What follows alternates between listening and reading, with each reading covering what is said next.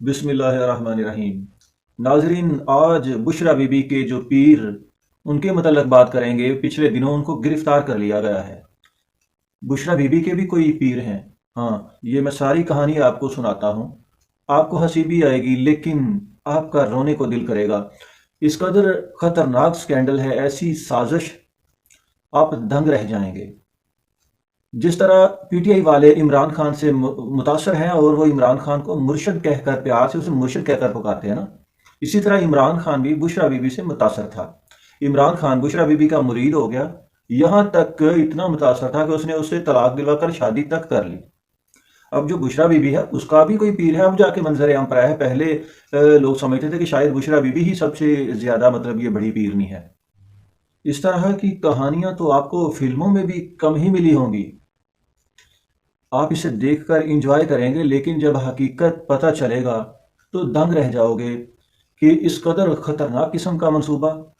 हकीकत में पाकिस्तान में ये जो क्या कुछ होता रहा, जिसका खमियाजा आज बच्चा बच्चा भुगत रहा है। चलिए तफसीलात के साथ मैं ये सारी स्टोरी आपके सामने रखता हूँ। ये उन दिनों की बात है जब इमरान खान नए नए वजीर आजम बना दिए गए थे। उस वक्त आईएसआई का एक डीजी था, फैज़ हमीद, जिसे आप अच्छी तरह से अब जानते हैं। जनरल फैज़ हमीद, इसने एक मंसूबा बनाया। क्यों? जब इसने देखा कि इमरान खान इस कदर ज़ईफ़ुल अकीदा है कि वो एक औरत का मुरीद हो गया, अपनी बीवी का मुरीद हो गया। इस कदर ज़ईफ़ुल अकीदा, इस कदर कमज़ोर ईमान वाला शख्स, जब उसने इसे भांप लिया, जब उसने देखा कि इसने तो दरबार के ऊपर कब्र के सामने सजदा कर दिया एक औरत के, एक बीबी के कहने पर, तो उस वक्त उसने एक मंसूबा अपने जहन में तैयार कर लिया था। जनरल फैज़ हमीद आईएसआई का डीजी था। उस वक्त आईएसआई के चीफ, जो मौजूदा जनरल आसिम मुनीर साहब हैं, चीफ ऑफ आर्मी स्टाफ हैं, ये उस वक्त आईएसआई के चीफ थे। जनरल फैज़ हमीद ने अपने आईएसआई के एक बंदे को, एक अहलकार को, ये टास्क दिया कि तुमने पीर बनना है, इस तरह का लिबादा ओढ़ लेना है कि तुम पीर हो, तुम्हारे पास बड़ा इल्म है, जिनात हैं, मौकलात हैं। और वो इल्म कहाँ से आएगा कि उसे वो डिवाइस दे दी गई जिसके थ्रू वो इमरान खान, बुशरा बीबी, फराग होगी, ये सारी जितनी हुकूमती मशीनरी थी, उनके, इनकी फैमिलियों के फ़ोन सुनता था वो, क्योंकि उसका तल्लक आईएसआई के साथ था। वो इन सब लोगों के मोबाइल के, इनके टेलीफोन जो थे वो सारे सुनता था, रिकॉर्ड करता था, लिखता था, उनको याद कर लेता था। फराग होगी के साथ किसी तरह से रहमतुल्लाह पीर की मुलाकात करवाई गई।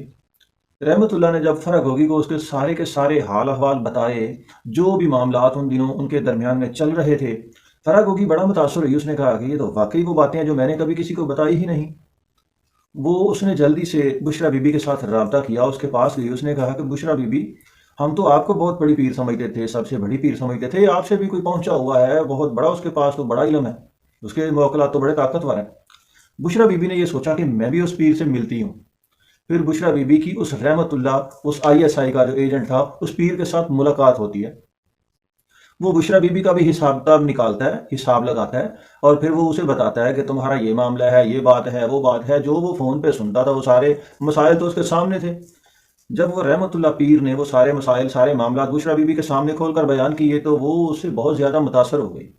जिस तरह इमरान खान बुशरा बीबी से मुतासर हुआ था, वो रहमतुल्लाह से मुतासर हो गई। उसने रहमतुल्लाह के साथ बात की, उसने कहा कि मैं आपकी मुरीद होना चाहती हूँ। उसने रहमतुल्लाह को अपना पीर मान लिया। रहमतुल्लाह भी यही चाहता था। फिर उन दोनों के दरमियान में एक माहिदा तय पाया। बुशरा बीवी ने कहा कि आपको आपका मुआवजा, आपकी फीस पहुंचती रहेगी, लेकिन आपने सारी बातें मुझे बतानी है, खान साहब के सामने नहीं आना। खान साहब को मैं बताऊंगी, मैं अपने इल्म का, यानी अपनी मेरी जो है ना वो वैल्यू बढ़ेगी। मैं कहूंगी कि मेरे मौकलात मुझे खबरें देते हैं, खबरें आप मुझे देंगे, मैं अपनी वैल्यू बढ़ाऊंगी। ये मुआहिदा तय पा गया। उस वक्त जो जनरल फैज़ हमीद थे, वो आईएसआई के डीजी थे। उनकी नज़र किस पर थी? उनकी नज़र ये थी कि मैं आईएसआई का चीफ बन जाऊं और जो मेरे सामने जनरल आसिम मुनीर है उसको कैसे मैं मतलब साइड पे लगाऊं। उसने एक मंसूबा तैयार किया।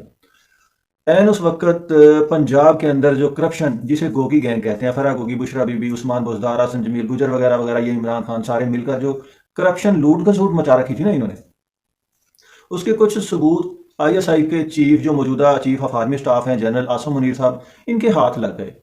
इन्होंने वो सारी फाइलें तैयार की, सारे सबूत इकट्ठे किए। इन्होंने वो फाइलें इमरान खान के सामने रखनी थी। चूंकि उस वक्त आईएसआई का डीजी, जो वो जनरल फैज हमीद था, उसे इस बात का अंदाजा था, उसे इल्म था कि ये होने वाला है। उसने اس نے اپنے رحمت اللہ جو اس نے پیر بنایا ہوا تھا اپنا ایک اہلکار، اسے بتایا یہ سارا معاملہ۔ اس نے کہا کہ تم بشرا بی بی کو بتاؤ اور بشرا بی بی کے ذریعے عمران خان کو کہلا دو کہ جنرل عاصم منیر یہ سارے پروف لے کر وزیر اعظم ہاؤس آنے والا ہے، اس کی بات پر دھیان نہ دے اور اسے عہدے سے ہٹا دے، وہ بندہ ٹھیک نہیں ہے۔ جو جنرل فیض حمید ہے نا، اسے آئی ایس آئی کا چیف بنا دے، کیونکہ وہ بندہ بڑا زبردست ہے، اس کے ستارے تمہارے ساتھ ملتے ہیں۔ عمران خان اپنی بیوی کی بات نہیں ٹالتا، یہ سب کو پتہ ہے۔ اس کے بعد کیا ہوتا ہے کہ وہ رحمت اللہ جو ہے نا، وہ بشرا بی بی کو یہ خبر دیتا ہے، بشرا بی بی عمران خان کو یہ خبر دیتی ہے کہ تمہارے پاس جنرل عاصم منیر جو ہے نا، آئی ایس آئی کا چیف، جو یہ ساری فائلیں لے کر آئے گا، ایسے جھوٹ موٹ بنایا ہوا اس نے، تم نے توجہ نہیں کرنی ہے، اسے عہدے سے ہٹا دینا ہے۔ اور اس کے بعد جو ہے نا جنرل فیض حمید، اس کو آئی ایس آئی کا چیف لگا دینا، وہ بندہ بڑا کھڑا ہے، اس کے ستارے ملتے ہیں۔ جب عمران خان کے پاس 2 4 5 دن کا جو ٹائم گزرتا ہے، جنرل عاصم منیر ایک دن واقعی وہ ساری فائلیں لے کر وزیر اعظم کے پاس چلے جاتے ہیں۔ اس وقت عمران خان چونکہ وزیر اعظم تھا، اس کے پاس جب وہ جنرل عاصم منیر وہ ثبوت لے کر سامنے چلا جاتا ہے، تو عمران خان کا یقین اور زیادہ پختہ ہو جاتا ہے بشرا بی بی کے علم کے اوپر، اس کا یقین جو ہے نا وہ پہلے ہی لیکن اور زیادہ بڑھ جاتا ہے۔ اور جیسے بشرا بی بی نے بتایا تھا کہ اس کی ایک باتوں پر یقین نہیں کرنا، اسے بس عہدے سے ہٹا دینا ہے اور جنرل فیض حمید کو آئی ایس آئی کا چیف بنا دینا ہے تم نے۔ سیم وہی ہوا، جنرل عاصم منیر کی باتیں اس نے ٹال مٹول کر کے، اسے جیسے ہی وہ گئے ہیں جنرل عاصم منیر، تو اس نے جنرل باجوہ صاحب سے کہہ کر عاصم منیر کو عہدے سے ہٹوایا اور آئی ایس آئی کا چیف جنرل فیض حمید کو لگا دیا۔ جنرل فیض حمید کا بچھایا ہوا یہ جال کام کر گیا، اس کا ایک جو تیر تھا وہ نشانے پر لگا اور اس نے پہلا ہدف پورا کر لیا۔ اب اس کے بعد جنرل فیض حمید کی نظر تھی پاک فوج کا سربراہ یعنی آرمی چیف بننے کی۔ تو جنرل فیض حمید نے جو اس سے اگلا جو پتہ کھیلا وہ یہ تھا کہ پھر اس کے بعد اس نے اپنے اس بندے رحمت اللہ پیر کے تھرو بشرا بی بی کو یہ کہلوایا اور بشرا بی بی سے عمران خان کے پاس یہ خبر پہنچائی کہ جنرل باجوہ بھی بندہ اچھا نہیں ہے، یہ بھی ٹھیک بندہ نہیں ہے، اس کے ستارے بھی اب آگے تمہارے ساتھ اٹیچ نہیں ہیں، آگے تمہارے ساتھ جو ہے نا وہ صرف جنرل فیض حمید ہی بہتر ہے۔ یعنی عمران خان کا یہ ذہن بنا دیا گیا کہ جنرل فیض حمید کو آرمی کا پاک فوج کا چیف بنا دیا، چیف آف آرمی سٹاف لگا دیا جائے، جو باجوہ ہے نا یہ بندہ ٹھیک نہیں ہے۔ عمران خان چونکہ آپ کو پتہ ہے کہ وہ بشرا بی بی کی بات پر بہت زیادہ یقین کرتا ہے، آج کل وہ کالے کپڑے مسلسل پہن کے پھرتا ہے، آپ کو پتہ ہے نا، اس کے پیچھے بیک گراؤنڈ بھی کالا ہوتا ہے، یہ بھی بشرا بی بی کے کہنے پر کر رہا ہے۔ اس نے کہا کہ تو نے کالے کپڑے نہیں بدلنے، کالا رنگ بھی استعمال کرنا ہے، بیک گراؤنڈ بھی بلیک استعمال کرنا ہے، یعنی کہ یہی تمہارے لیے بہتر ہے کہ تو وزیر اعظم بن سکے۔ لیکن وہ ضعیف العقیدہ، وہ مان لیتا ہے ان چیزوں کو۔ پھر کیا ہوتا ہے کہ عمران خان جو ہے نا جنرل باجوہ کے ساتھ اس کے تعلقات بگڑ جاتے ہیں، بگاڑ لیتا ہے، اس کو ہٹانے کے چکر میں نا ایک میٹنگ کرتا ہے۔ جنرل باجوہ جو ہے نا وہ بھی جب دیکھتا ہے تو وہ عمران خان کو کہتا ہے کہ اب میں تجھے نا مزید سپورٹ نہیں کر سکتا، میں بہت زیادہ عوام کی جو ادھر ادھر کی جو باتیں چلیں گی میرے ذلت ہو رہی ہے، مزید برداشت نہیں کر سکتا، تو اپنی حکومت کو خود سنبھال۔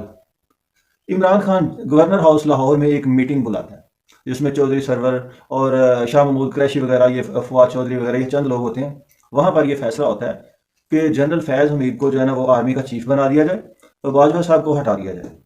وہاں یہ طے پاتا ہے۔ عمران خان فوری طور پر جنرل فیض حمید کو فون کرتا ہے، بشرا بی بی کا چونکہ یہ حکم ہوتا ہے۔ عمران خان جنرل فیض حمید کو فون کر کے کہتا ہے کہ تیار ہو جاؤ، میں تجھے آرمی کا جو ہے نا چیف آف آرمی سٹاف بنانے لگا ہوں۔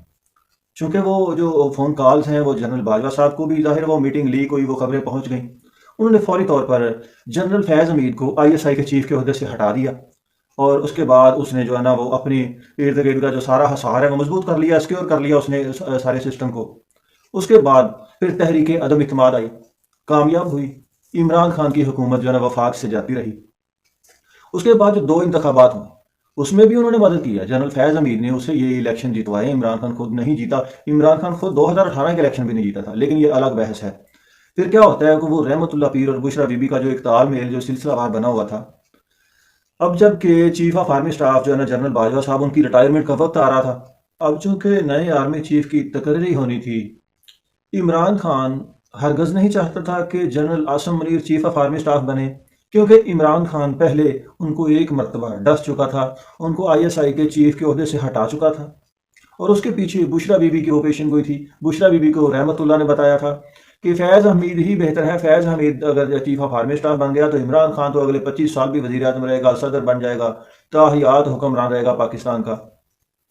اس لیے عمران خان نے ہر ممکن کوشش کی کہ جنرل فیض حمید کو ہی چیف آف آرمی سٹاف بنایا جائے، لیکن جنرل فیض حمید ان سب کو بیوقوف بنا رہا تھا۔